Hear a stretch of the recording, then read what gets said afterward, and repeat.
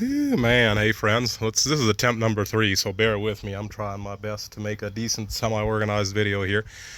Today I did a nightmare of a job with the help of my father. AC compressor clutch. This is a 2010 X5 35D. Very, very cool unit. Little twin turbo, 3-liter straight 6. It's actually a sequential turbo, not a twin turbo, but they call them twin turbo anyway. And it's an endless supply of grease, so I would definitely recommend you wash your engine bay before you work on it. I recommend washing your engine bay on a regular basis. Actually, keep that thing clean. It's a diesel. I don't think there's much that you can get wrong. And of course, there's other videos and things about your water trays, rain trays, water getting stuck in your injector valley and ruining your injectors. We actually just bought new cookie sheets here. Why do I call them cookie sheets, you say? Here, I'll show you. That's why. Because they're made out of freaking cookies. Look at that. Yep, now it's dust. So anyway, these things are not great. So I would recommend keeping this motor clean, checking on things every once in a while to take this cover off and actually look underneath, check your engine bay. Is pretty easy to do. You can see I don't have my blanket here, and I would recommend everybody else take their garbage out too. That engine blanket is probably part of the reason that these injectors get ruined. I think it traps moisture in there. And then, yeah, then you've got bad injectors soon. This is pretty easy to take off. There's just suction cups here, 2 there. I think there's 2 more under there. You just loosen this. Be careful of this wire here. I've never even taken this one off yet. But yeah, you can pop that up and off, and then you can pop this out and move it over here, and then you've got full access even without unplugging this. I think you just push the tabs on the side, but it's kind of a pain to get it off. But anyway, AC compressor, like I said, the main thing that you have to do, of course, is pull your engine cover off. If you don't know how to do that, you probably shouldn't be working on this car. But anyway, it's just 2 push fittings. You pull up and out. It sits back in there. Pretty straightforward deal. And then, of course, your intake tube here, same story. If you don't know how to take this off, you probably shouldn't be working on it. But in there and in there, that's literally where it sits. You just make sure you pop these clips up. Those clips there, make sure you don't break anything. And then you'll have your cross member there that bolts on here and here. I think they're 13 mils or whatever. Basic socket set should be all you need for this job. You don't have to take those clips off, which I was trying to do, and I ended up damaging some of them. But yeah, those clips don't need to come off.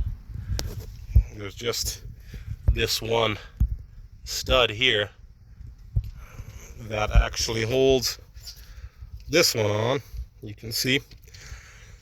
And previous owner put a charge pipe on here to replace this, but he made it too short, so I got to replace that now. It still kind of somewhat works. I've never popped the line yet, 30 pounds of boost, but I guess we'll see. Man, this engine bay, it just keeps delivering more grease.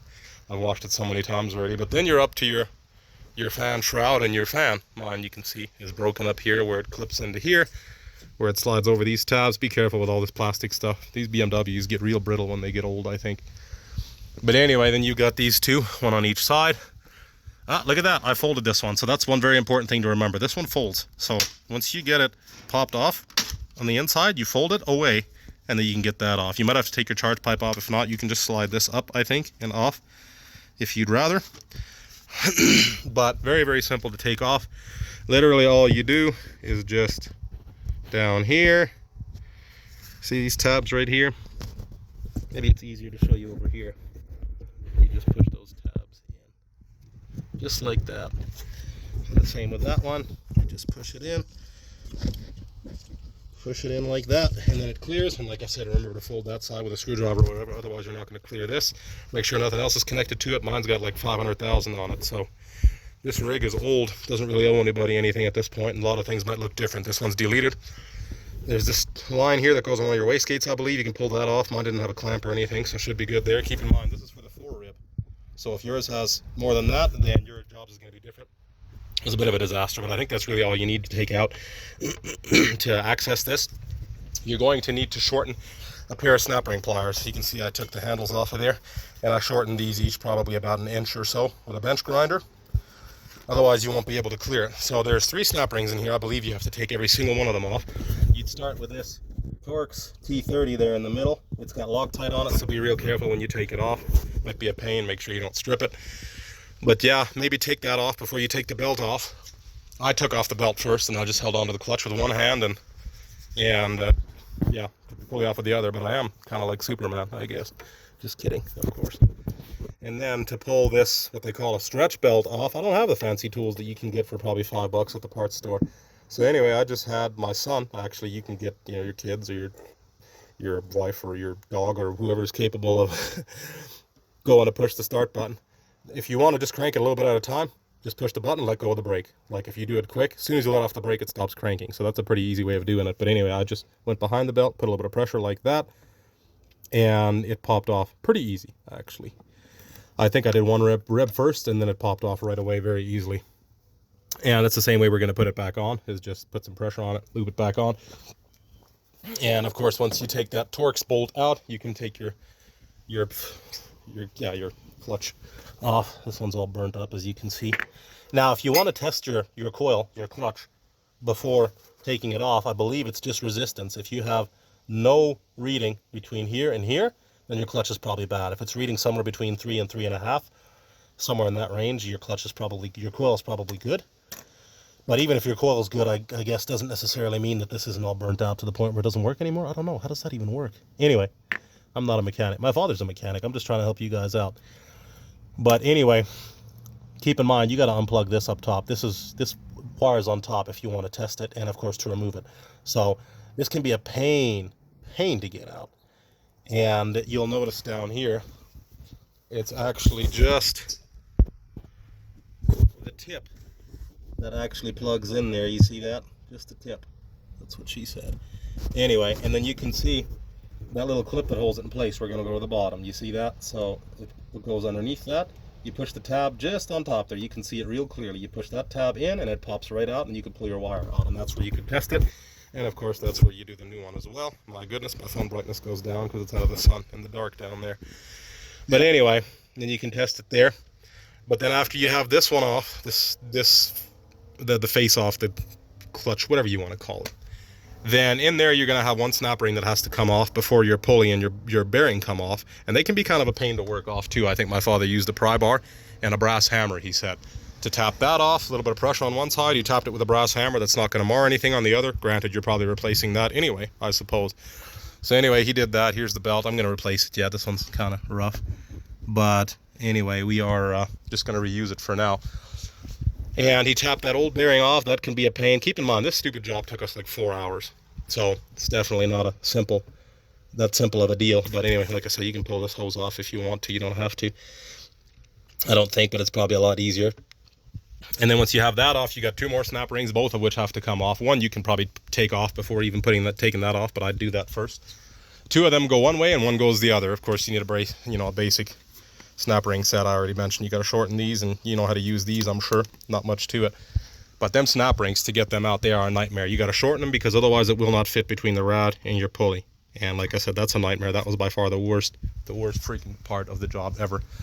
This is my 3rd attempt because I was trying to make the video shorter, and I'm already almost as long as I had been at my longest. But yeah, mirror, check that out. My 3 here that I got left. So it's good to have a set of mirrors. I've got 2 here. The bigger one and the smaller one. I actually did this at my family's place. So he's got some tools I don't, and vice versa. But anyway, mirror is going to be your friend down there. Maybe a little camera if you'd rather. I think a mirror probably works better, but I think it depends. You know, one could be better in one situation and the other in the other. But anyway, pull the snap rings out, pull the old clutch off, and then, of course, pop the new one on. Just reverse your steps, basically. I don't think there's anything particular or special in there, but like I said, there are 3 snap rings, and they're all different sizes. You cannot mix them up. Make sure you tap it on carefully, you don't damage it when you do. And then again, 4 rib belt, we're going to put that on the same way we took it off. And then of course reverse the process. Just be careful of all this, you know. Remember how you took things off. I'd maybe even recommend taking pictures beforehand if you need to. And I used a little bit of oven cleaner on some of this stuff. There's still a bunch of grease, but oven cleaner works pretty good to wash this stuff off. You just don't want to leave it on things very long if you don't know what it is, because it'll definitely eat stuff up. So anyway, this is what I use for cleaning my stuff, even turbos and such. But anyway, here we are 10 minutes deep again.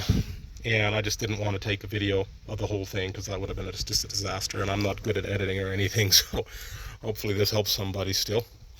Like I said, just kind of reverse the procedure. Everything else is pretty straightforward. I don't think there was anything that stood out to me that was a pain.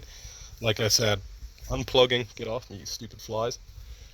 Unplugging the old clutch and plugging the new one in was kind of a hassle. I put a little bit of grease in there before I plugged the new one back in, and like I said, this one was kind of a pain to get apart. I ended up squeezing it with very fine pliers. Actually, cutters is what I use, but don't cut your freaking wire off. And then that came off. But otherwise, I think I've covered everything here. And I put it on ramps so I could access underneath, but that didn't end up doing me any good anyway. But yeah, if you guys have any complaints or rants or comments, leave them below. I apologize that this is so unorganized. Like I said, I'm doing my best to just hopefully help somebody because I couldn't find anything online. But yeah, feel free to mention if I missed anything or the like. If you got any advice or tips and tricks, I'm sure others will appreciate that in the comments as well. If there's anything important I missed, if you leave it in the comments, people can find that, even if I myself didn't give them the right info. Hope this helps somebody anyway, and as always, may God bless you.